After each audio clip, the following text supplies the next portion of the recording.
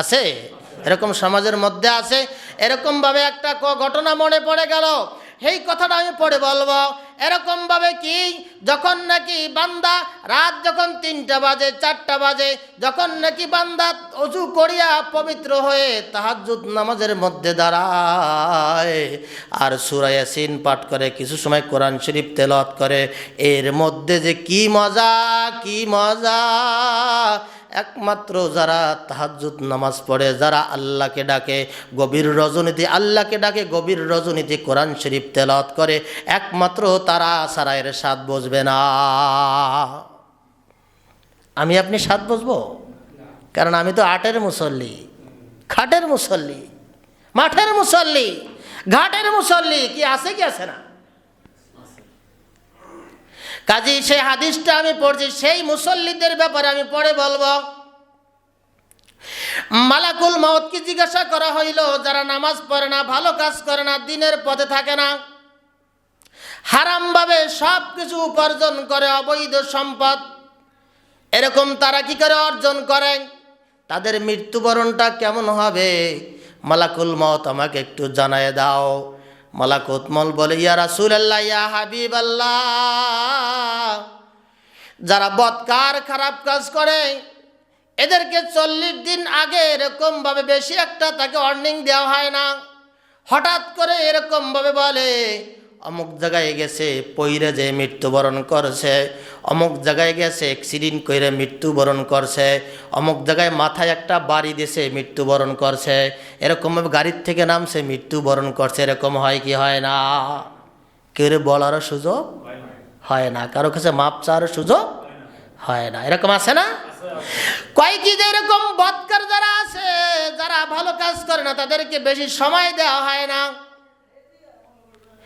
এরকম ভাবে তারা যখন মৃত্যুবরণের সময় হয়ে যায়, এরকম ভাবে আজরাইল আলাইহিস সালাতু সালাম তার টিমদেরকে নিয়ে, মালাকুল মউত তাদেরকে টিমদেরকে নিয়ে একেবারে আসমান পর্যন্ত একেবারে ভালো কাজ যারা করে, ভালো মৃত্যু যারা হয়, জান্নাতি রুমাল দিয়া এরকম ভাবে আহলান সাহালান দিতে দিতে আল্লাহর ভালো রুহুগুলা আল্লাহর কাছে এরকমভাবে ভালো জায়গায় জান্নাতের মধ্যে পৌঁছায় দেয়। আর খারাপ কাজ যারা করে, এরকমভাবে যখন আজরাইল আলাইহিস সালাতু সালাম মালাকুল মউত যখন কি করে, জান কবজ করার জন্য যখন বান্দা বান্দির কাছে আসে, তখন কুস্তির মতো এরকম যুদ্ধ করা লাগে। একবার যখন ডান পায়ের বুড়ো আঙ্গুলের দিকে শুরু হয়, কিন্তু ধরতে পারে না, এরকম আস্তে আস্তে মাজা পর্যন্ত চলে আসে। আর পরে আবার বাম পায়ের পরে ওই রকমভাবে আবার শুরু হয়, বাম পায়ের বৃদ্ধ আঙ্গুল থেকে নিয়ে মাজা পর্যন্ত চলে আসে। হঠাৎ করে দেখা যায় পাও দুইটা কি হয়ে গেছে, ঠান্ডা হয়ে গেছে। তখন বলে যে আমার আব্বার পাও কি হয়ে গেছে, ঠান্ডা হয়ে গেছে, কাজ হয়ে গেছে। কিন্তু এর আগে চোখ ইদিক করে ওদিক করে টালুমলু করে লাফাই ওঠে, চিৎকার করে, এরকম দেখা যায় যে বইসেও থাকে না, শুয়েও থাকে না, উলুব্বন হয়ে যায়। কেন হয়? সে মরার আভাস পাইছে, কিন্তু তাকে ওই রকমভাবে এত সুন্দরভাবে মৃত্যু দেবে না, কারণ মৃত্যুর অনেক কষ্ট আছে, অনেক কষ্ট আছে। ভালো মানুষের মৃত্যু সহজভাবে হয়, আর যারা খারাপ মানুষ আছে মৃত্যুর সময় অনেক নির্যাতন, অনেক কষ্ট ভোগ করে তারপরে মৃত্যুবরণ হয়। আপনারা দেখেন না, যখন মৃত্যুবরণ হয়, হওয়ার আগে কত না কিছু চিল্লা পাল্লা দাপা দাপি কত কিছু হয়। ওই জিব্রাইল মালাকুল মউতরে দেখা তার ভয়তে কাজ হয়ে যায়, কারণ সে আর জান্নাতি সুরত নিয়ে আসে না, সে জাহান্নামের সুরত নিয়ে আসে, গর্জন করতে করতে আসে। কয় কি আর বাহাদুরি, দুনিয়ায় কতদিন ছিলা, কত না কিছু করছিলা, জুলুম অত্যাচার নির্যাতন করছিলা, গরিব অসহায়ের হক মেরে দিয়েছিলা, গরিব অসহায়দেরকে ভালোবাসছিলারা, এরকম নামাজ পড়ছিলারা, ঘুমাই রইছিলা 10টা 11টা তামাত, আর মুয়াজ্জিন সাহেব মসজিদে আজান দিয়েছে, তুমি মসজিদে আসো নাই। কাজেই এখন তোমার মৃত্যুটা এত সহজ, এইটা সম্ভব না। এরকম মালাকুল মউত তার টিমদেরকে নিয়ে আজরাইল আলাইহিস সালাতু সালাম সে যখন এরকম গর্জন মারতে মারতে যখন খারাপ মানুষের যখন জান কবজ করতে আসবে, এরকম যখন রেলগাড়ি যেরকম শব্দ বিকট আওয়াজ করতে করতে যেরকম আসে ওরকম আওয়াজ করতে করতে আসবে, ওর সাথে বেশি আওয়াজ হবে। কিন্তু আমরা আশেপাশে যারা থাকি তারা টের পাই না। যে ব্যক্তির জান কবজ করবে ওই ব্যক্তি টের পাইতেছে। ওই ব্যক্তির সামনে জাহান্নামের সূরত দেখানো হইতেছে। আজরাইল আলাইহিস সালামের চোখগুলো আগুনের মতো দেখা যাইতেছে, বড় বড় এরকম চুলার মতো এরকম বড় চোখ, আগুনে দগদগ করতেছে। ওইটা দেখিয়ে সে ভয়তে লাফায় উঠতেছে, সে চোখ টলমলো করতেছে, চোখ উল্টাই ফেলতেছে। কাজেই তার জান কবজের সময় হয়ে গেছে। কারণ এরকম সে নামাজ পড়ে নাই, ভালো কাজ করে নাই, যার কারণে মরণের সময় তার এরকম শাস্তি শুরু হয়ে গেছে।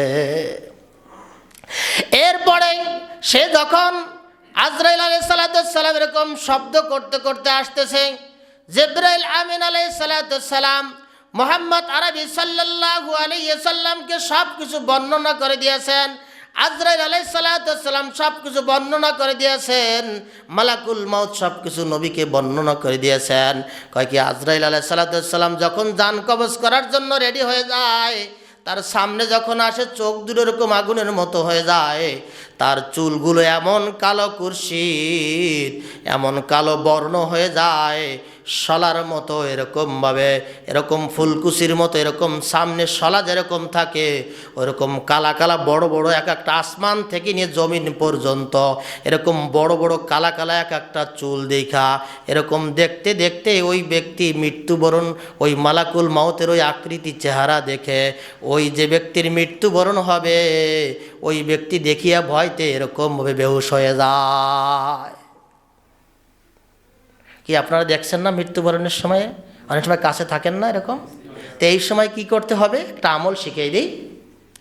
যখন এরকম মানুষ অসুস্থ হয়ে যাবে একেবারে মুমূর্ষ অবস্থায়, তখন তাদেরকে আপনারা বলবেন না যে আব্বা বা দাদা বা কাকা আপনি কলেমা পড়ুন, লা ইলাহা ইল্লাল্লাহ, এরকম আপনি পড়ুন, এইটা তাকে তালকিন দেবেন না। কারণ যদি নাকি ওই 1 মিনিট 2 মিনিট 5 মিনিট বা একদিন জীবিত থাকে, তখন যদি ওই জায়গায় খালি একটু মাথাটা ঝুঁক দেয় যে না আমি তোমার কলেমা পড়ব না, তখন কিন্তু বেঈমান হয়ে মারা যাবে।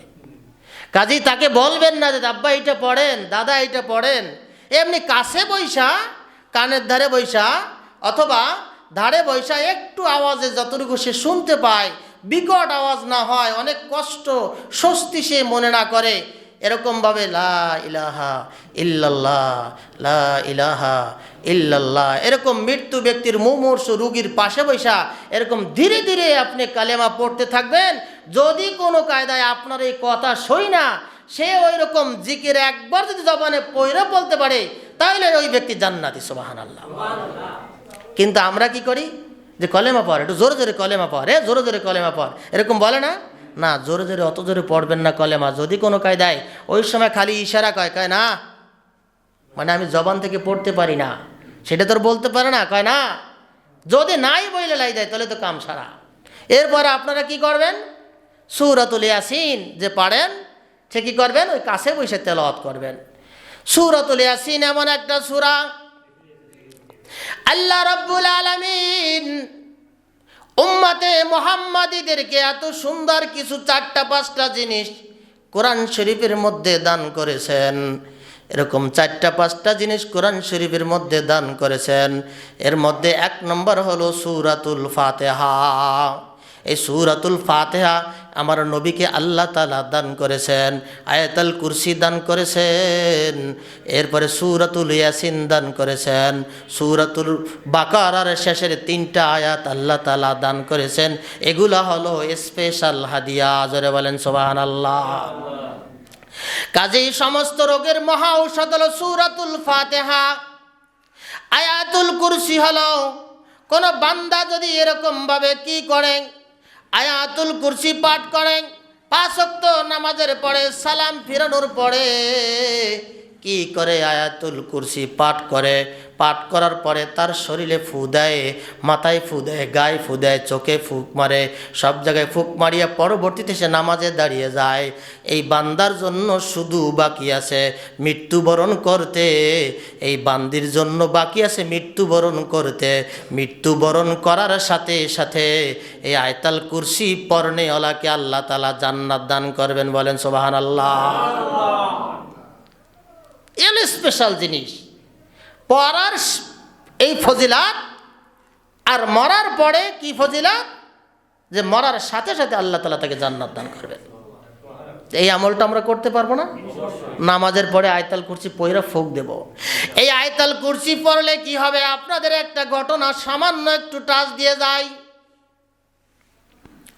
আয়াতুল কুরসি পাঠ করলে শয়তানে ধরে না, জিনে ধরে না, ভূতে ধরে না, হুজুরের কাছে বারবার নেওয়া লাগে না।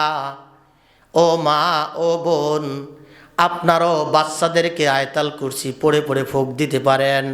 আপনিও নিজের জীবনটাকে সেফটি করতে পারেন, সেফ রাখতে পারেন। এরকমভাবে যুবক ভাইরা আপনারাও জীবনটাকে সেভ করতে পারেন। নামাজের পরে আয়াতুল কুরসি পড়বেন। আর যদি রাত 10টা 11টা 12টায় বিপদের সময় কোনো দিকে যাইতে হয়, তাহলে আপনাকে কোনো শয়তান আপনাকে ধরতে পারবে না, জিনে ধরতে পারবে না, ভূতে ধরতে পারবে না, খারাপ কোনো কিছুতে আসর করতে পারবে না। একটা ঘটনার মধ্যে আমার কিতাবের মধ্যে আসছে, এক ব্যক্তি রাত অনেক হয়ে গেছে, কবরের কাছ থেকে, মরুভূমি ফাঁকা জায়গা, কবরের কাছ থেকে হাইটা যাইতেছে, বাগানের কাছ থেকে হাইটা যাইতেছে। এরকম হঠাৎ করিয়া শয়তানে তারে ধরছে, ভূতে ধরছে, এরকমভাবে কুস্তি লাগাইতেছে, জেন শয়তান তাকে ধরছে, ধইরা ঠাসাঠাসি করতেছে। এক পর্যায়ে তাকে মাইরে ফেলাবে এইরকম একটা পর্যায়ে পৌঁছে গেছে। তার এরকমভাবে এই বেলে উল্টায়, ও বেলে উল্টায়, কোনো কায়দায় পারে না। কিন্তু ঘটনাক্রমে হঠাৎ করে যখন ওই শয়তান, জেন শয়তান যখন নাকি ওই যুবককে এরকম গভীর রজনীতে এরকমভাবে রাস্তার থেকে নিয়ে জঙ্গলের মধ্যে নিয়ে যখন এরকম ঠাসাঠাসি করতেছে, কুস্তি লাগছে, এরকম কুস্তি লাগতে লাগতে একবার শয়তান উপরে যায়, একবার যুবক নিচে যায়, একবার যুবক উপরে যায়, একবার শয়তান নিচে যায়, এরকম কুস্তি লাগছে, এরকম কুস্তি লাগছে। ওই যুবক ঘটনাক্রমে হঠাৎ করে কুস্তি করতে করতে এরকম উল্টি খাইতে খাইতে একটা কবরের কিছু মাটি পাইছে, ঝুরা মাটি, এরকম ঝুরা মাটি হঠাৎ করে পাইছে। ওই মাটি দিয়া ওই শয়তানের মুখে এরকম মারতে যাবে, কিন্তু কোনো কায়দায় আর যখন নাকি মাটিতে এরকম হাতে মুঠফাইয়ে নিয়েছে, নেওয়ার সাথে সাথে ওই যুবক দাঁড়ায় গেছে। সুবহানাল্লাহ, একটু জোরে বলেন না সুবহানাল্লাহ। এরকম যখন মাটি মুষ্টি হাতে নিয়েছে, নেওয়ার সাথে সাথে,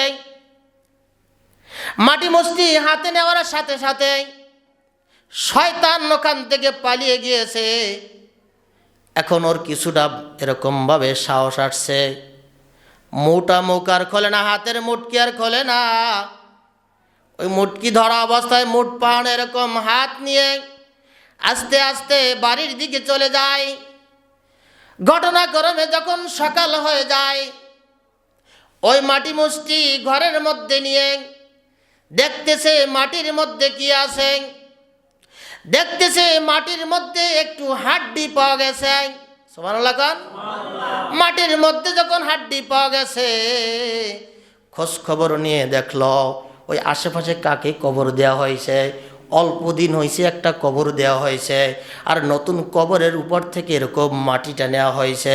খোঁজ খবর নিয়ে দেখলো ওইখানে আরও 50 বছর আগে এক বৃদ্ধ, এক জীর্ণশীর্ণ গরিব অসহায় এক বান্দা, সে 5 ওয়াক্ত নামাজ পড়তো, নামাজের পরে আয়াতুল কুরসি পাঠ করত।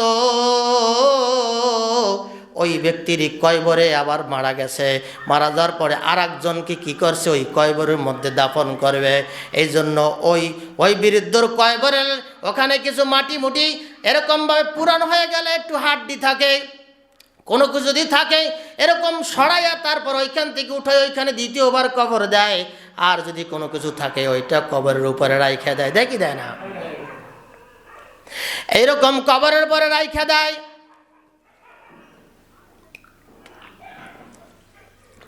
ওই মুটকি যখন খুলছে, খোলার পরে দেখে যায় ওই রকম হাড্ডি। তারপরে গেছে খোঁজ খবর নিয়ে দেখলো ওই যে কয়দিন আগে কবরটা দিয়েছে ওই কবরটা হলো এক যুবকের কবর। আর কবরের পরে যে ঝুরা মাটি একটু হাড্ডি পাওয়া গেছে ওইটা এক মুরব্বির হাড্ডি। খোঁজ খবর নিয়ে জানা গেল ওই মুরব্বি 5 ওয়াক্ত নামাজের পরে আয়াতুল কুরসি পাঠ করতে। বলেন সুবহানাল্লাহ। এই 5 ওয়াক্ত নামাজের পরে আয়াতুল কুরসি পাঠ করার কারণে আল্লাহ তাআলা তাকে জান্নাত দান করেছেন। বলেন সুবহানাল্লাহ। আর তার হাড্ডিটা এত গুণ হয়েছে, এত গুণাবলী হাড্ডির মধ্যে আল্লাহ তাআলা দান করেছেন যে ওই হাড্ডি পর্যন্ত ধরছে। আর ধরার সাথে সাথে ওই শয়তান শয়তান কুস্তি লাগছিল, ওই মাটিটা হাড্ডিটা হাতে আসার সাথে সাথে ওই কুস্তিওয়ালা শয়তান তার থেকে দূরে সরে গেছে। তাইলে যে ব্যক্তি আয়াতুল কুরসি পাঠ করছে তাইলে তার কি গুণাবলী, তার কত ইজ্জত, কত সম্মান, কত কদর। তার হাড্ডি পর্যন্ত শয়তান ভয় পায়, জেনে ধরে না, ভূতে ধরে না। এজন্য মা বোনদেরকে আমি বলতেছি, আপনারা কি করবেন, বেশি বেশি করে আয়াতুল কুরসি পড়বেন। যুবক ভাইয়ারা, বাবারা, না জানলে ইমাম সাহেবের কাছে বলবেন যে আমার একটা আয়াতুল কুরসি শিক্ষা দাও, মেলা কয়দিন পড়ি, মুখস্থ হয়ে যাক। শেষ বয়সে আসলেও চেষ্টা করি, যদি বাংলা দিকেও হয়, পড়তে পারেন না আরবি, চেষ্টা করেন মুখস্থ করেন। মুখস্থ করে আয়াতুল কুরসির আমলটা করেন। তাহলে আয়াতুল কুরসির আমল করলে কি হবে, মরার সাথে সাথে জান্নাত পাওয়া যাবে। আর ওই যে বিশেষ করে মা বোনদের জেনের আসর বেশি করে, মা বোনদেরকে একটু সুন্দরী হইলে জেনের, তাদের জামা কাপড় পর্যন্ত জেনের আসর করে। এই জন্য জামা কাপড়ও সদরে লাড়া উচিত না, প্রকাশ্যে মা বোনদের জামা কাপড় এরকম প্রকাশ্যে লাড়া উচিত না। পরপুরুষের জন্য দেখে না, জামা কাপড় দেখলে তখন ওই পরপুরুষের মানুষের নজর এমন নজর যে একেবারে বিষাক্ত নজর, পরপুরুষের নজর। এই নজর যদি জামা কাপড়ে লাগে তাহলে এর একটা প্রতিক্রিয়া আপনার পরে যাবে। কাজেই জামা কাপড়, মা বোনদের জামা কাপড়ও গোপন জায়গায় লাড়বেন, গোপন জায়গায় শুকাবেন। এরকম যেন পরপুরুষে আপনার কাপড়ও পর্যন্ত যেন দেখতে না পারে। এইভাবে আপনি কি করবেন, আয়াতুল কুরসি পড়বেন আর ফুঁক দেবেন। আয়াতুল কুরসি পড়বেন, বাচ্চা কাঁদতেছে ফুঁক দেবেন। আয়াতুল কুরসি পয়রা ফুঁক দিয়ে বাইরে বের হবেন। আপনি আয়াতুল কুরসি পরে ঘুমাবেন। আপনি বাগানে যান, আপনি এরকম বাজারে যান, আপনি অমুক জায়গা দিয়ে খাইতেছেন, ঘুমানোর পরে এইগুলো কি স্বপ্নে দেখে না? দেখে।